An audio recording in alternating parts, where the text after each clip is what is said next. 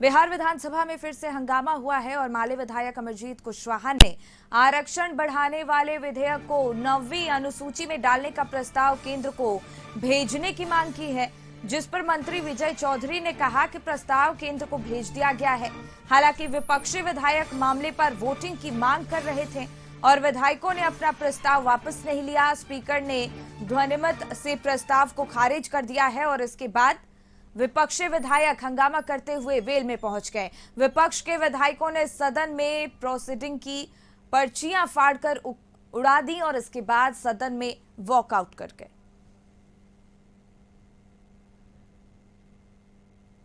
एक इंजन कह रहा है कि 9वीं अनुसूची में शामिल किया जाए और दूसरा इंजन उसको एक्सेप्ट ही नहीं कर रहा है। मोदी, ये बात समझ से बाहर है। अगर माननीय मुख्यमंत्री जी ने और बिहार सरकार ने कहा तो इसका मतलब कि केंद्र सरकार नहीं कर रही है, बिहार की बात नहीं मान रही है, इसका मतलब कहीं ना होगा।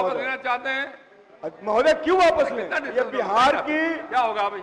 महोदय, बिहार की 13 करोड़ जनता का सवाल है, इसको वापस क्यों लिया जाए? महोदय, इस पर मत विभाजन हो। महोदय, इस पर मत विभाजन होना चाहिए कि बिहार सरकार के आग्रह के बावजूद केंद्र सरकार ने क्यों 9वीं अनुसूची में शामिल नहीं किया। महोदय, हम समझते हैं कि सरकार सिर्फ मौखिक बात कह रही है, कोई नोटिफिकेशन नहीं है। ये जो 9वीं अनुसूची में शामिल करने का मतलब ही होता है कि न्यायालयीय समीक्षा से बाहर करना। ये तो हम लोगों ने उस समय भेज दिया, लेकिन इस बीच में उच्च न्यायालय में जो मामला गया तो उन्होंने इसको निरस्त कर दिया।